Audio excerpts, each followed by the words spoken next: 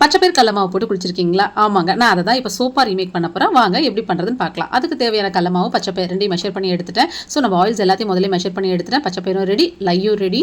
அதே மாதிரி நான் மெயின் இன்கிரீடியன்டான ஃப்ராக்ரன்ஸும் ரெடி ஆகிட்டாங்க. அவ்வளோதான், செய்ய ஆரம்பிச்சிடலாம். ஸோ ஃபஸ்ட்டே நான் வந்து பச்சைப்பயிறு கடல மாவு போட்டு ஆயிலே மிக்ஸ் பண்ணிக்கிறேன். இல்லைன்னு வச்சுக்கோங்களேன், கட்டி கட்டியாக ஆகிடும். அதுக்கப்புறம் நம்ம சோப் பண்ணும்போது உள்ள ஃபுல்லாகவே கட்டி கட்டியாக வந்துடும். அதனால் ஃபஸ்ட்டு ஆயிலில் பிளெண்ட் பண்ணிவிட்டு அதுக்கப்புறம் தான் நான் லையை மிக்ஸ் பண்ணுறேன்.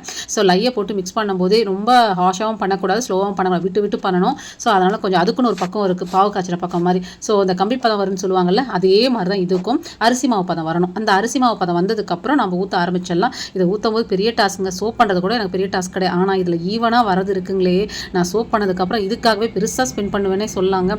இதை வந்து வர வைக்கிறதுக்குள்ளே 10 நிமிஷம் ஆகிடும். அதுக்கப்புறம் தான் நான் உங்ககிட்ட வந்து அப்ளை பண்ண வீடியோவே காட்டுவேன். இது நான் 10-15 நிமிஷம் பண்ண எஃபெக்டோட ரிசல்ட் தான் இப்படி இருக்குது. பச்சைப்பயிறு கடல மாவு சோப்பு அந்த காலத்துலேருந்து இந்த காலத்து வரைக்கும் யூஸ் பண்ணிக்கிட்டு இருக்காங்க. அது பவுடராகவும் யூஸ் பண்ணுறாங்க, இப்போ நம்ம சோப்பாகவும் யூஸ் பண்ணுறோம். ஸோ இது ஒரு கஸ்டமருக்காக கஸ்டமைஸாக செய்யப்பட்டது. ஸோ வந்து உங்களுக்கும் அது அவைலபிளாக இருக்கும். உங்களுக்கு வேற எதிரியா சோப்பு செஞ்சு தரணும் அப்படின்னு சொல்லி கேட்டிங்க அப்படின்னாலும் நான் அதுக்கும் ரெடியாக இருக்கேன். முன்னாடி நம்ம பாட்டி அம்மா எல்லாமே பச்சைப்பயிறு கடல மாவு போட்டு தாங்க குளிக்க சொல்லுவாங்க. 80s 90sல இருக்கவங்களுக்கு நல்லாவே தெரியும் அதோட அருமை.